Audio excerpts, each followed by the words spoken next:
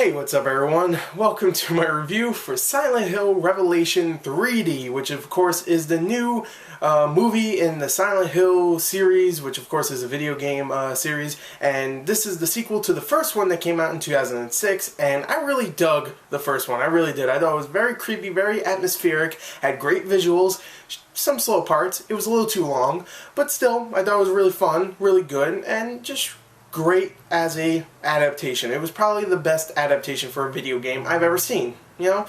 And I love the video game series. Silent Hill is one of my favorite video game series ever. It really is so creepy, so smart in a way. Hard to explain why it is, but trust me, it is. So I was looking forward to seeing this one. I like Michael J. Bassett, the director. Really love Solomon Kane. Thought that was a great movie. So I couldn't wait to see this.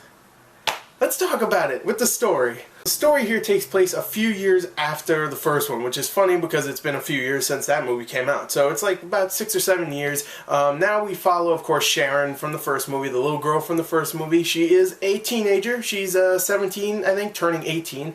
And I say she's 18. She's an 18-year-old woman, young woman, who is still with her father, played by Sean Bean. And they're running away from an evil force from Silent Hill, of course, because in the first one, I don't want to spoil what happened at the end, but let's just say she got out of there and the mother didn't really. She is still being chased by these evil forces from Silent Hill, and she's trying to get out of there. This is like her 4th time moving away from somewhere, and she keeps switching her name as well. And now, of course, Silent Hill found her, and Silent Hill, or the people in Silent Hill, took her father away and brought him to Silent Hill, and now she must go and, of course, free her father because she loves her father so much. She has to go back to Silent Hill and, of course, end the madness that's going on there. And along the way, she meets up with a friend named Vincent, played by Kit Harington, and, I don't know, a bunch of other occult leaders and demons and just grotesque stuff. I don't know. There you go. There's the story. The story here is actually based on the 3rd video game of the series, if you didn't know that. They didn't go from 1 to 2, they went 1 to 3 because the 2nd video game actually doesn't continue the story of the first one. The 3rd one does, so it makes sense there. And I would say it's loosely based on the plot of Silent Hill 3 because it follows the same structure. Heather, the main character here, or Sharon, whatever name you want to go with, goes through many of the same locales and sees many of the same creatures, mostly the same. There are a couple here that are different from the 3rd video game, and the characters are the same. At least they look like them, because this is where I think it's loosely based. The characters are not completely different, but most of them have a different personality than they do in the 3rd game. A lot of them just got changed because Michael J. Bassett decided, you know what, I'm going to make it my own. I'm going to make it my own. I'm not going to make all these characters exactly the same. I'm going to take the same characters, but I'm going to change their personalities a bit, which is fine. I don't mind that, but it just felt very jarring at times when some characters would do this or some characters will be there and then boom, they're gone, and it just felt weird. It just felt very strange overall. Here's the real question. Did I actually like the story? Well, I thought the story overall was okay. I thought it was easy to follow only because I played the 3rd game, so I understood where I was going. I thought the locales were really interesting to see, you know, in live action. I thought for the most part it was cool just to watch Heather roam around Silent Hill. I thought that was cool. And some of the plot elements were okay, but the thing I would say is horrible is the script. The script is bad, and Michael J. Bassett, he wrote the script, and I don't know what the hell you were smoking, bro, but some of this stuff is absolute trash. It really is. Some of this dialogue is so bad. Actually, I would say most of it's just bad. There's a couple of things here and there that are kind of cool when someone says it, mostly from Malcolm McDowell's character, but I'll get to that in a second. But for the most part, the script here is horrible. But what makes it a little better is the acting. Adelaide Clemens plays Heather Mason, or Sharon, and she does a really good job for the most part. I really like her as the lead role. She's not as good as Rhoda Mitchell from the first movie, but I really like her anyway. She's strong, she's competent. I don't know, I liked her in this film. You also have Kit Harington, who at times is terrible, and at other times he's okay. And when he's terrible, it's because his accent keeps slipping out for some reason. I mean, maybe it's just hard for him to keep that accent, I don't know, but, you know, it keeps slipping out sometimes, and whenever that happens, it gets really cheesy and very, very sappy whenever that happens. Whenever he has to yell, pretty much, his accent slips out, and I'm not sure what he is, British, whatever, but, It kept slipping out, and I noticed it. But for the most part, he's okay. Sean Bean is great, as usual, as Heather Mason's father, and he does a good job. You got other characters like Carrie-Anne Moss, who plays pretty much the bad guy of the film, or bad girl, I guess. And she does a good job for the 2 minutes she's on screen. You got, like I said, Malcolm McDowell. He has probably the best scene in the movie because he's just insane. He's chewing scenery, and he's great, in my opinion. I thought he was really fun in this, but for the most part, he's only in it for about 2 minutes, so yeah, whatever. And the rest of the cast does an okay job as well. Yeah, the acting here was okay. It was okay. So it helped a little bit with this horrible script.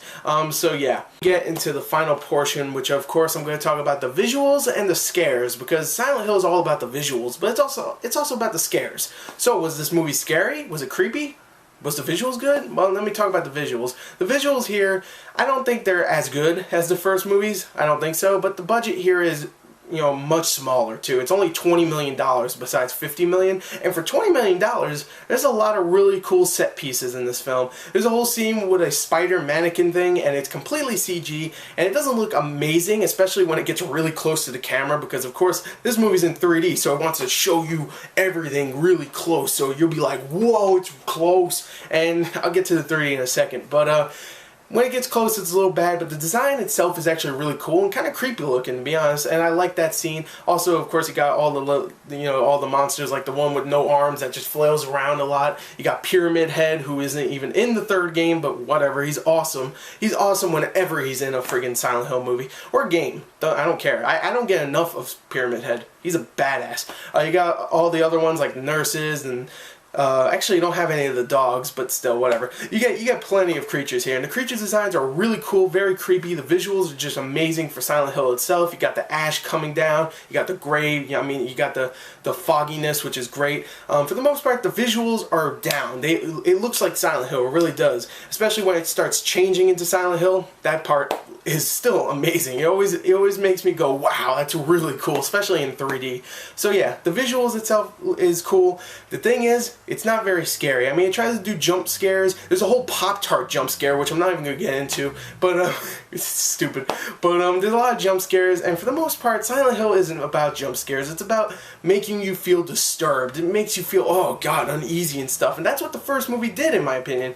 Here, it's all about jump scares, and it really doesn't work, and it's not very scary. Sure, it gets creepy at times because of some of the practical effects for some of the creatures, but for the most part, it just isn't. It's not scary. It really isn't. So yeah, it's not very scary, but the visuals are great, and also the 3D is a lot of fun too, because it actually immerses you into Silent Hill. So you have all the ash falling and all the fog and all the like the times where a Pyramid Head or someone else jams a friggin' sword right in your face or something, or when the mannequin doll just like starts attacking you or something. It's actually kind of cool, and it's a really cool effect. But still, it doesn't make it scary. So anyway, I thought this movie was a mixed bag. It really was. It had terrible script, lousy directing, to be honest. I mean, I really like Michael J. Bassett, but Jesus. The visuals were amazing. The acting, for the most part, was okay. The story itself was okay. I don't know what to score this. I thought it was an entertaining time. It was very short, so it went by quickly. A lot of silly moments, but a lot of fun moments. It felt like a haunted house. It really did. It just felt like you went through a haunted house with this girl, and shit just started jumping out at her, and friggin' Boogeyman came up, slashed at her. She had to get out of there and stuff. And for the most part, it was pretty silly, and I'm having a hard time reviewing this. I really am. I enjoyed it at times, and I was like, at others. I'm going to give this a 21 out of 40. It was a disappointment, but at least it wasn't horrible. So, yeah, it had some really cool moments to it, but I don't think it's amazing. So anyway, overly long review done. I hope you enjoyed it. Thank you, and goodbye.